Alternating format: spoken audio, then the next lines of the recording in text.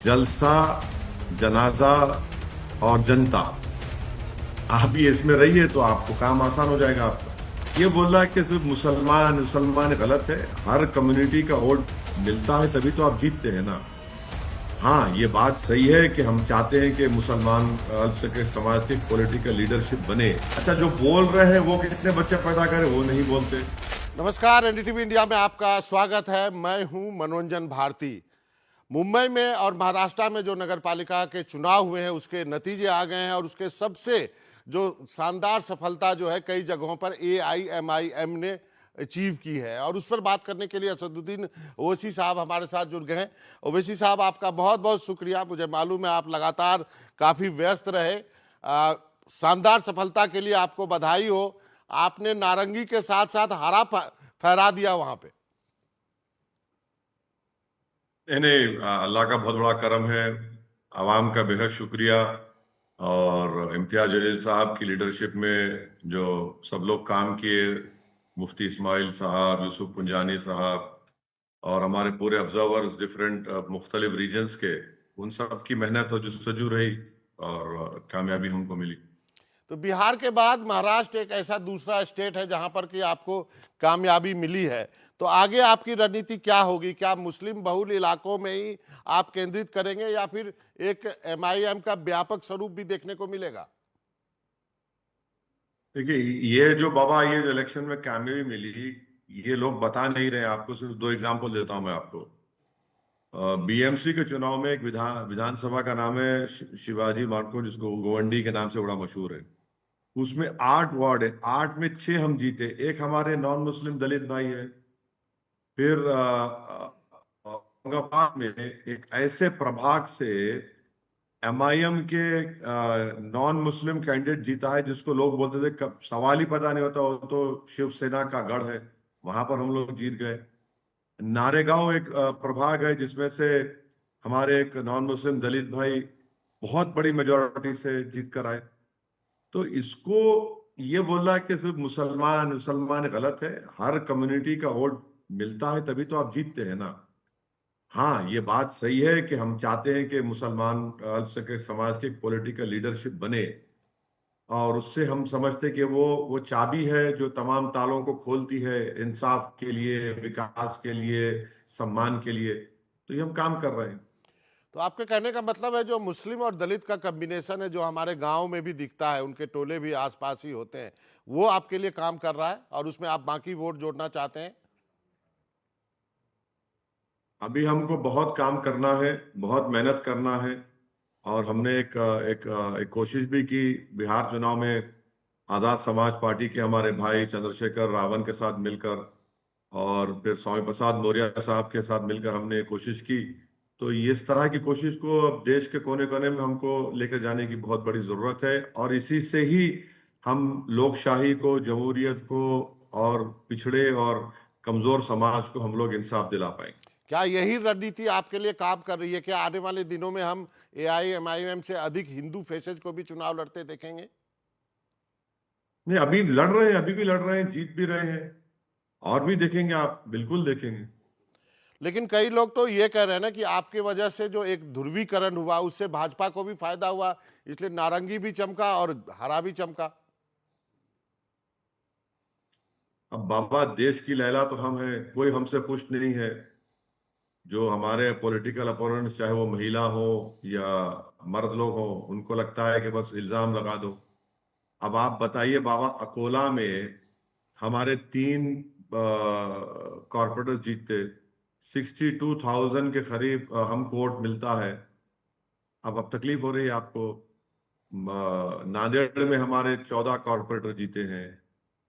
धुलिया में हमारा जो इलेक्शन लड़े थे वो अजीत पवार साथ चले गए, वो नाकाम हुए। हमारे बड़ी तादाद में हमारे कॉर्पोरेटर्स जीते धुलिया विधानसभा से। औरंगाबाद में तो इम्तियाज जलील को इतना बदनाम और रुस्वा करने की कोशिश की गई, मगर वहां पर वहां की जनता ने अल्हम्दुलिल्लाह, अल्लाह के फजल करम से 33 हमारे कॉर्पोरेटर्स कामयाब हुए हैं। तो अब इल्जाम लगाने वाले, अब मैं क्या करूं? अब 8 अगर हम मुंबई में जीतते हैं, शरद पवार और अजीत पवार नहीं जीतते हैं, तो इसमें मेरी क्या गलती है? तो जनता फैसला कर रही है। लेकिन ये आरोप तो आप पर लगेगा और लगता रहा है, पहले भी लगा है। मुझे मुझे इसकी कोई फिक्र नहीं है, क्योंकि आरोप लगाने वाले गुरूर और तकब्बुर और अहंकार का शिकार हैं। वो ये समझते हैं कि जब वो राजनीति में है तो उनको खुदा ने ही ये राइट दिया है कि वो हुक्मरान बनेंगे, या वो वही वही राजनीति करेंगे और दूसरे गुलामी करेंगे, दरी बिछाएंगे। वो जमाना खत्म हो चुका है। तुम अपने घर में बैठ के भी उस तरह की राजनीति नहीं कर पाओगे, तो बाहर तो छोड़ दो। जनता बाशऊर हो चुकी है और जनता ये देख रही है कि भाई हमको अपनी लीडरशिप चाहिए। अगर आप बोलेंगे कि नहीं तुम्हारा मुकद्दर ये है कि तुम दरी बिछाओ, तो नहीं हो पाएगा ना। तो इसका मतलब ये जो आपने दरी बिछाने वाली बात कही, ये फ्रेज जो है ये बहुत चलता है पॉलिटिकल सर्किल में। तो मैं सीधा सीधा पूछता हूँ, क्या कांग्रेस ने मुसलमानों को टेकन फॉर द ग्रांटेड लिया, इसके वजह से मुसलमान एमआईएम को वोट कर रहा है? बाबा देखिए, मेरी पार्टी की कमजोरी या गलतियों को मैं आपके सामने रख सकता हूं। दूसरी पार्टी की जिम्मेदारी वो उनके ऊपर है, वो उनको देखना चाहिए। मुझे उसकी कोई फिक्र भी नहीं है, ना मुझे उसकी, मेरा तो कोई उनसे ताल्लुक नहीं है, मैं प्रिवी नहीं हूं। वो उनका मामला है। मेरे घर की जो बात है, मैं अपने घर की बात कर सकता हूं, उनका मैं क्या बोलूं। एक सवाल यहाँ पे उठता है कि क्या आप कांग्रेस, एनसीपी या उद्धव सेना से दूरी बनाए रखेंगे, या स्थानीय स्तर पर आप समझौता करने के लिए उनसे ओपन है? अरे मेरी परछाई से उनको डर लगता है, तो मैं क्या करूं। मेरी परछाई से उनको नफरत है। कहीं पर अगर कोई नाम ले लिए तो गाली के सिवा नाम ही नहीं लेते हमको। इस चुनाव में क्या क्या नहीं अनाप शनाप उन्होंने कहा मेरे बारे में। तो मैं क्या कर सकता हूँ। बिहार में बाबा आप जानते हैं, आप तो उसी प्रदेश से आते हैं। ईमानदारी से आप खुद ने खुद देखा इस बात को। आपने मुझसे सवाल किया था सीमांचल में, मैंने कहा हमने लेटर लिख कर दिया। हम तो चाह रहे थे, आप नहीं आना चाह रहे। हमको आपने एक्सट्रीमिस्ट कह दिया। हमको आपने कहां कहां से जोकरों को बुलाया, अपने देश के कोने कोने से उन्होंने हम पे क्या क्या जो जो मन में आता था, जबान पे आता, बोलते थे हमारे बारे में। मगर सीमांचल की जनता ने उनको जवाब दिया। महाराष्ट्र में आप आए, फिर महाराष्ट्र की जनता ने आपको जवाब दे दिया। तो मैं क्या कर सकता हूँ बाबा इस बारे में। नहीं, मैं तो मेरा चुनाव लड़ूंगा। नहीं, चुनाव हम लड़ेंगे। चुनाव लड़ेंगे, जीतेंगे भी। इंशाल्लाह जीतते रहेंगे। अगर जनता नहीं चाहे तो हारेंगे भी। मगर अगर कोई ये बोलेगा कि नहीं तुम लड़ना ही नहीं चुनाव, तो वो तो कोई नहीं सुनने वाला है। कोई नहीं सुनने वाला। नहीं, ओवैसी साहब, मैं चुनाव के बाद की स्थिति की बात करूं। यदि कहीं मेयर बनाने में यदि किसी कांग्रेस, शिवसेना, उद्धव सेना को आपकी जरूरत होगी, तो क्या आप जाएंगे उनके साथ, या नहीं जाएंगे? बाबा देखिए, जाएंगे का मतलब ये नहीं है कि आप आकर मुझसे बोलेंगे कि आप दरी बिछाओ और आप लेट जाओ, आप सो जाओ। नहीं होगा। अगर इज्जत के साथ हिस्सेदारी की बात होगी तो इम्तियाज जलील बात करेगा। अगर आप इज्जत नहीं देंगे और हिस्सेदारी की बात नहीं करेंगे तो हमको बराबर हम बात नहीं करेंगे आपसे। तो इसका मतलब कि जो भी इस इंटरव्यू को देख रहे हैं, यदि कांग्रेस के नेता हैं या उद्धव सेना के नेता हैं, वो इस बात को नोट करने, इज्जत से यदि एमआईएम को आप बुलाते हैं तो वो आपके साथ जा सकते हैं, यदि कहीं मेयर इज्जत बनाने की बात इज्जत होती है। इज्जत नहीं बाबा, इज्जत के साथ और हिस्सेदारी की बात होगी। ये वन वे ट्रैफिक नहीं होगा ये। चलिए, अच्छी बात है, हिस्सेदारी भी होनी चाहिए। अब आप मुझे बताइए कि एमआईएम शासित जो नगर निकायों के लिए कोई ठोस मॉडल है आपके पास? मुस्लिम प्रतिनिधित्व और उनके विकास के लिए कैसे, क्या मॉडल है आपके पास? नहीं बाबा, सवाल फिर से मैं पूछ बोलिए, रहा मैं हूं सुन नहीं। कि जो यदि एमआईएम शासित जो नगर निगम होगा या फिर कोई स्थानीय निकाय होगा, उसके डेवलपमेंट के लिए क्या आपने कोई मॉडल बना रखा है? क्या वहां पर मुस्लिम प्रतिनिधित्व को कैसे और आगे बढ़ाया जा सकता है? किस मॉडल के साथ जाएंगे यदि आपको मौका मिलता है? कई जगह आप है इस ऐसी स्थिति में। एक किस्म का मॉडल तो हर जगह नहीं चल पाएगा। हर एरिया, हर म्युनिसिपल कॉरपोरेशन का चैलेंजेस अलग होते हैं। हमारे कॉरपोरेटर्स को ट्रेनिंग देने का काम भी हम करेंगे। उनको समझा भी रहे हैं कि आप के ऊपर बहुत बड़ी जिम्मेदारी आयद हुई है। जनता की तरफ से आपको बहुत इज्जत दी गई है। अब आप उनके दरमियान में रहिए। उसको अपना ओढ़ना बिछौना बनाइए, फुल टाइम काम करिए, और वहाँ के जो वार्ड के जो इश्यूज हैं सिविक कम्युनिटीज के हो, उसको हल करने की पूरी कोशिश करिए और जनता के दरमियान में रहिए। बिहार में एक कहावत मशहूर है बाबा कि जलसा, जनाजा और जनता, हम्म। आप ये इसमें रहिए तो आपको काम आसान हो जाएगा आपका। हाँ हाँ, हर बर्थडे में जाइए और हर मरनी में जाइए। जो नेता ये दो हाँ। चीज सीख लेता है वो बहुत सफल होता है। नहीं, मेरा सवाल ये था कि देखिए, आप जो आपकी राजनीति है, एक तो मुस्लिम पहचान की राजनीति आप करते हैं, उसमें आप लगातार सफल हो रहे हैं, लेकिन उसके साथ आर्थिक और जो शैक्षणिक है, एजुकेशन का एजेंडा भी तो आपको जोड़ना पड़ेगा। जाहिर है, बिल्कुल सही कह रहे हैं आप। इस म्युनिसिपैलिटी के कई स्कूल्स हैं, हमने निशानदेही की उन स्कूलों की कि उनके बिल्डिंग्स बड़े खराब हैं, वहां पर शिक्षा का इंतजाम बड़ा कमजोर है, टीचर्स नहीं है। उसी म्युनिसिपल कॉर्पोरेशन के तहत अस्पतालें हैं, क्लिनिक्स हैं, उसको सही करना है। हर जगह पर हमने एक लिस्ट बनाई है। फिर वहां पर जैसा मैंने कहा कि कई म्युनिसिपल कॉर्पोरेशन पीने का पानी 6 दिन 7 दिन में एक मरतबा आता है। कई कहे की ट्रिपल इंजन की सरकार है, मुझे नहीं मालूम। तो ये हर चीज हम लोग बना के रखे, जहां पर नहीं बना वहां बना भी रहे हैं। मगर जो चीज सब पर आया है बाबा, अगर आप उस वार्ड के मेंबर हैं प्रभाग के, तो आपको तो दिख रहा है ना कि गंदगी सामने है, स्कूल में बच्चे आ रहे हैं मगर टीचर नहीं है, तो ये तो करना ही पड़ेगा। तो वो देख कर करेंगे, सब करेंगे। इसका मतलब आपके जो कॉरपोरेटर्स हैं उनके ऊपर बहुत बड़ी जिम्मेवारी आप लाद रहे हैं, क्योंकि बहुत सारे युवा वर्ग भी हैं, स्टार्टअप का समय है, तो ये सब चीजें भी आपको दिमाग में रखनी होगी साफ सफाई के अलावा। नहीं नहीं, ये जो जो म्युनिसिपल कॉरपोरेशन को जो करना है, जो उनके तहत जिम्मेदारी है, वो उनको सब करना पड़ेगा।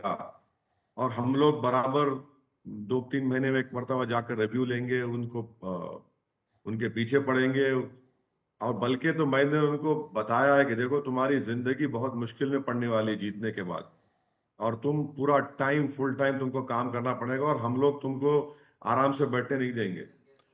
ओवैसी साहब, वो क्या चीज था जो कि आपके लिए इस चुनाव में क्लिक किया है? नहीं, कोई एक चीज तो नहीं है ना, कई चीजें मिलकर उसको माहौल बनता है, आप वोट पड़ता है। तो एक चीज तो मैं नहीं बता सकता, कई चीजें हैं। देखिए, इलेक्शन के जमाने में जाकर आप कैंपेन करेंगे तो फिर आप चुनाव नहीं जीत सकते। एक कंटिन्यूअसली वहां पर काम हो रहा था, हर रीजन वाइज, जोन वाइज हमारे ऑब्जर्वर्स को हमने बनाया था। उनका काम था कि वहां पर जाए और पार्टी का प्रचार करे। और फिर दूसरी बात क्या थी बाबा, 1.5 महीना पहले तो दूसरा चुनाव भी हुआ था ना म्युनिसिपैलिटी का। उसमें हमारे करीब मेरे ख्याल से 80 से 85 हमारे कॉर्पोरेटर्स कामयाब हुए थे। तो ये कंटिन्यूअसली एक काम चल रहा था। और फिर आप आ जाइए इलेक्शन कैंपेन में। इलेक्शन कैंपेन तो आपको बहुत मेहनत करना पड़ता, दिन रात एक करना पड़ता। तो सब तेलंगाना के अकबरुद्दीन ओवैसी लीडर हैं, वो एमएलए, 5 एमएलए, बिहार के हमारे एमएलए आ गए, दिल्ली के लोग आ गए, हैदराबाद से एमएलसीज, और कई कई लोग तेलंगाना से जो करीब है महाराष्ट्र के, वहां पर गए। और एक कलेक्टिवली इज्तिमाही तौर पर हम सब ने मेहनत की, और हमको जनता का इत्मीनान मिला अल्लाह के करम से, और ये कामयाबी हमको नसीब हुई। समाजवादी पार्टी से बेहतर प्रदर्शन रहा है आपका, फिर तो उत्तर प्रदेश पे भी निगाहें होंगी, और अब समाजवादी पार्टी कहेगी कि आपने मुस्लिम वोट फिर से बांटा है।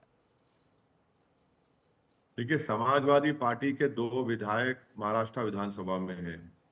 एक शिवाजी मानकोट में जो उनका विधायक है, बड़े सीनियर लीडर हैं वो, उनके विधानसभा में 8 सीट हैं, वार्ड्स हैं।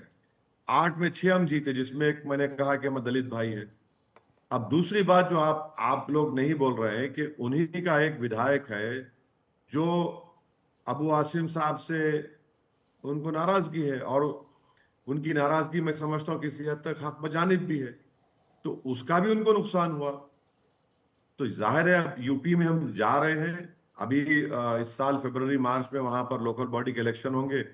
वहां पर शौकत साहब और शादाब और मेहताब जितनी हमारे जिम्मेदार हैं उन सब के साथ मिलकर प्रोग्राम बनाया जा रहा है। वहां पर भी जाकर हम कैंपेन करेंगे और जाहिर है 27 में तो विधानसभा का बड़ा चुनाव है। हमारी कोशिश होगी कि हमारे विधायक वहां पर अच्छी तादाद में जीते वहां। चलिए, वो तो यूपी तो दूर है, बंगाल तो जाएंगे ना? बंगाल में तो हुमायूं कबीर आपका नाम लेके कह रहे हैं कि हम उनके साथ अलायंस करेंगे, आपके मस्जिद वो बनवा रहे हैं वहां पर। नहीं, बंगाल के ताल्लुक से जनाब आदिल हसन साहब जो हमारे पार्टी के स्पोक्स पर्सन है, युवा नेता हैं बिहार के, जो बदकिस्मती से 350 वोट से बलरामपुर का चुनाव हार गए बिहार में, वो गए हैं। वो हम हमारी उनसे बात होगी, फिर हम लोग बैठेंगे। अख्तर उल ईमान साहब जो हमारे बिहार के एमएलए अध्यक्ष हैं, तौसीफ आलम साहब हैं, मुर्शिद आलम साहब हैं, ये तमाम इलाका सटावा है सीमांचल से, बिहार से। तो हम लोग बैठकर फैसला करेंगे, फिर बताएंगे आप। तो हुमायूं कबीर के साथ कोई गठबंधन की बात है आपके दिमाग में? नहीं, अभी अभी पहले हमारी पार्टी में मैंने जिन हजरात का आपके सामने नाम लिया है, हम लोग सब बैठकर बात करके फैसला करेंगे। तो अभी यदि हुमायूं कबीर कहते हैं कि एआईएम से हम गठबंधन करेंगे, तो इस बात में अभी कोई सच्चाई नहीं है, आप बाद में तय करेंगे? उन्होंने मुझसे सलाम अलैकुम कहा, मैंने उनको वालेकुम सलाम कहा है, अभी भी कह रहा हूँ वालेकुम सलाम। तो हम लोग पहले पार्टी में बैठ के बात करेंगे।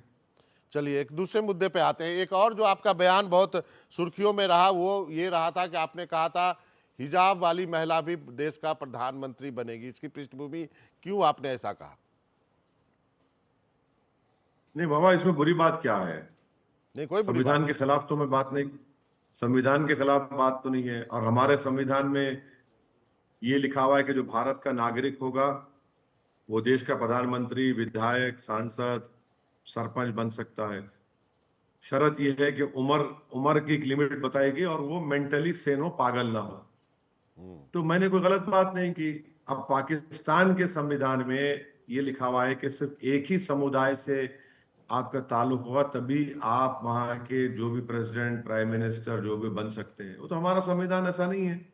और मेरा मानना यह है कि मेरी जिंदगी में शायद ना हो, मैं इस दुनिया में ना हो, मगर अगर वो होगा इंशाल्लाह, मेरा ख्वाब है, मेरी कोशिश है, मेरी दुआएं हैं, वो तो भारत का ही नाम रोशन होगा ना पूरी पूरे विश्व में।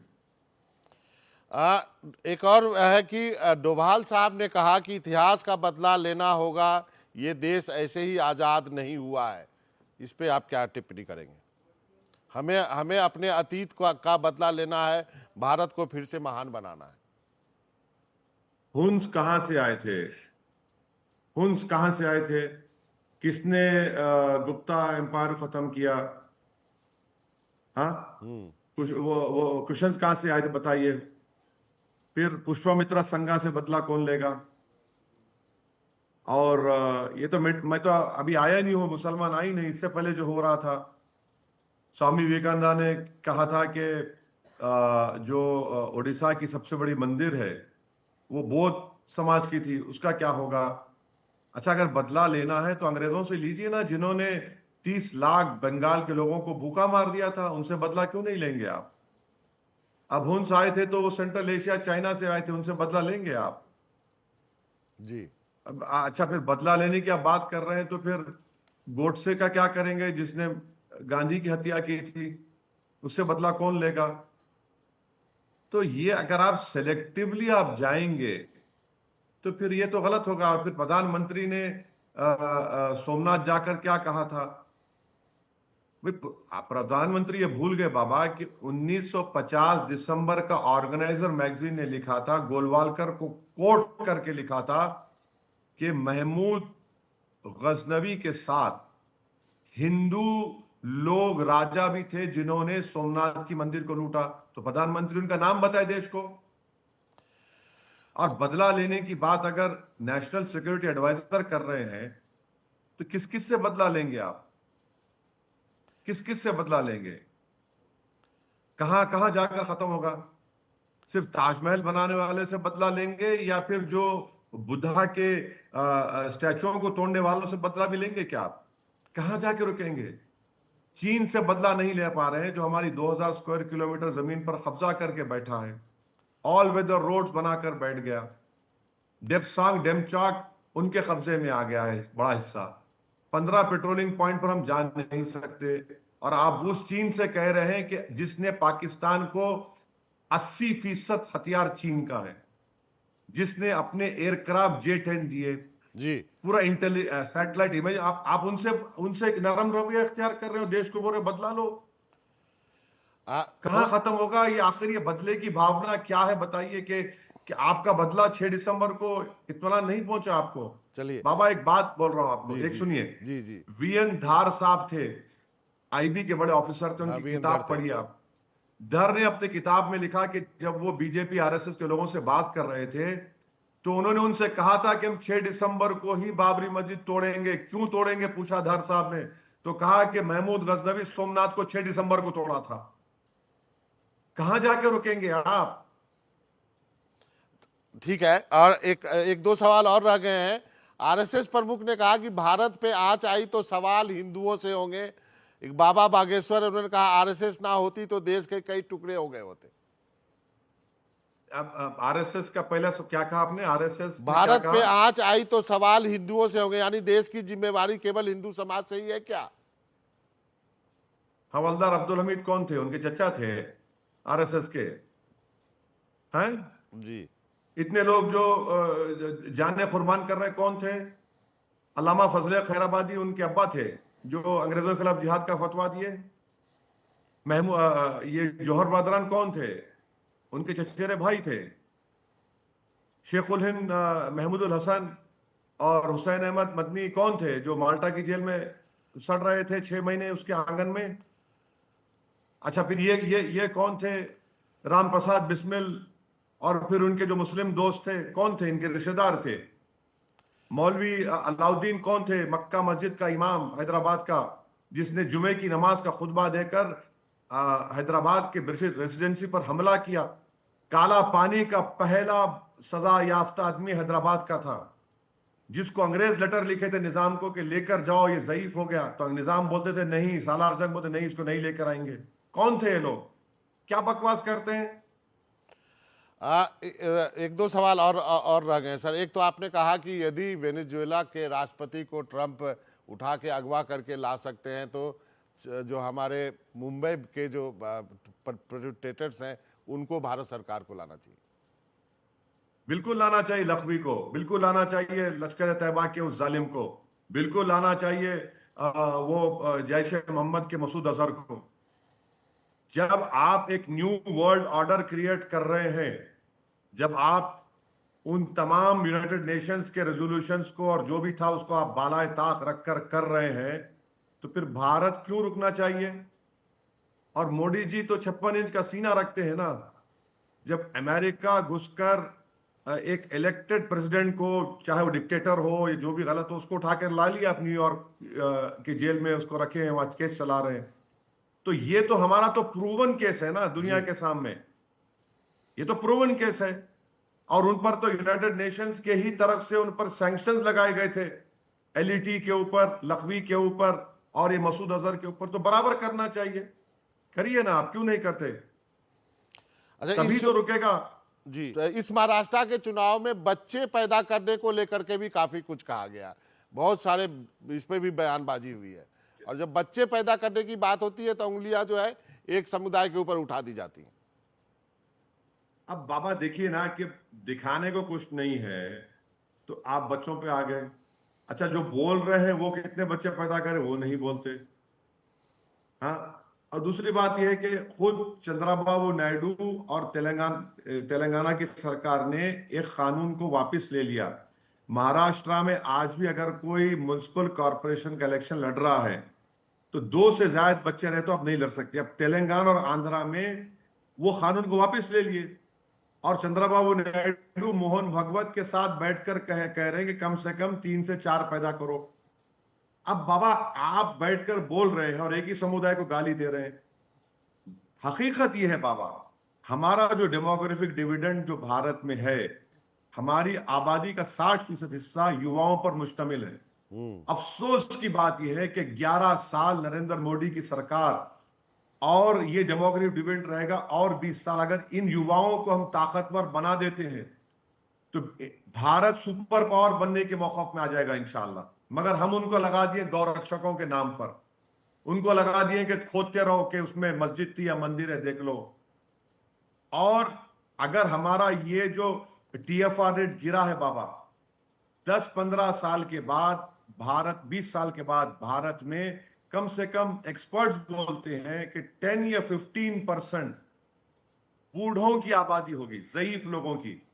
आप अंदाजा लगाइए कितना एक्सपेंडिचर होगा। हम इस पर बात ही नहीं करते, मगर लगे हुए हैं, बस ये कर दो, वो कर दो, चुनाव आया तो बच्चे पैदा करो। अरे जो तुम नहीं पैदा कर रहे दूसरों को बोल रहे हैं।